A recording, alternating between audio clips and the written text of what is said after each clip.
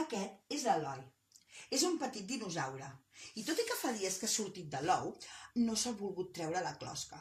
S'ha quedat amb un trosset de closca. La closca li permet fer de tot.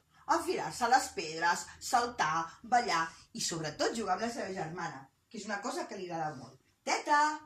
Hola, Eloi! Juguen a córrer, a fer i amagar i els agrada molt estar junts.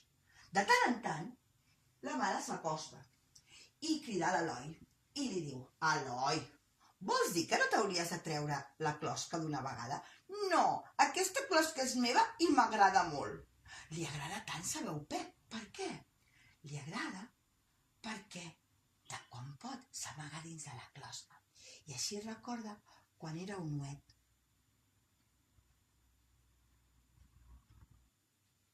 A la nit, just abans d'anar a dormir, els dinosaures miren la lluna.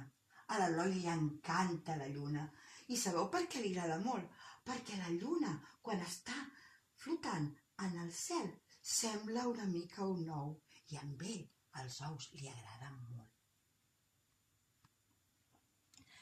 I així passen els dies. L'Eloi jugant amb la seva germana, saltant, brincant, la mare que els vigila, mengen, fan moltes coses. I quan arriba la nit, per suposat, tornen a mirar la lluna. Ai, aquesta lluna! I com els agrada la lluna als dinosaures. Però, oh! Què ha passat? La lluna no hi és? L'Eloi de seguida se'n dona compte. Ei, no hi ha la lluna! I està tot esverat. Lluna, lluna, on estàs?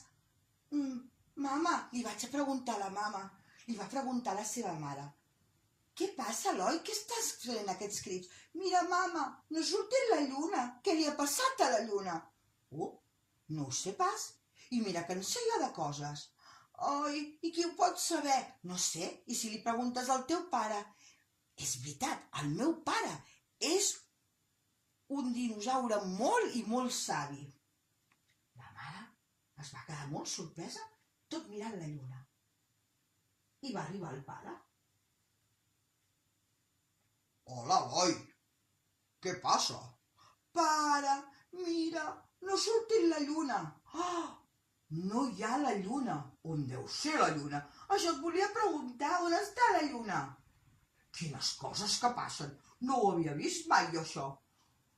Vaig a preguntar-los als altres dinosaures, que entre tots en traurem l'entrellat. I el pare va marxar a buscar els altres dinosaures.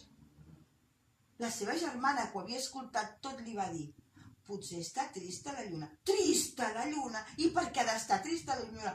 No sé, si no ha sortit, potser està trista. Oh, potser sí que està trista. L'Eloi s'ho va començar a mirar tot.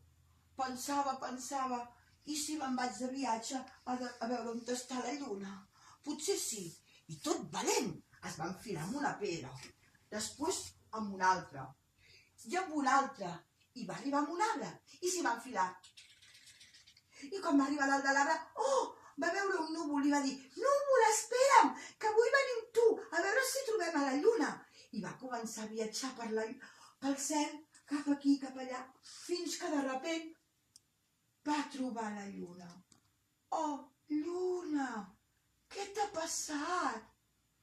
La lluna estava tota trista. Mira, he perdut un tros i sense el tros no puc brillar. Oh, quina pena, va dir l'Eloi. I com et podré ajudar? L'Eloi volia ajudar la lluna d'alguna manera i se la va mirar per tots costats.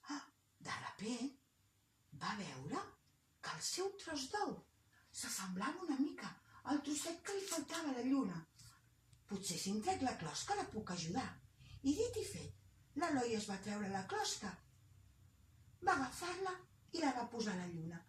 Mira, lluna, encaixa perfectament. I tant com li va posar, la lluna es va posar a brillar. Oh, i moltes gràcies, Eloi, li va dir la lluna. I tu, no necessitaràs la closca? No, lluna, jo sóc gran. I sabeu què? La lluna el deixava pujar de tant en tant a ballar i estar amb ell tot calentó. I vet aquí un gos i vet aquí un gat que el conte d'aquesta lluna s'ha acabat.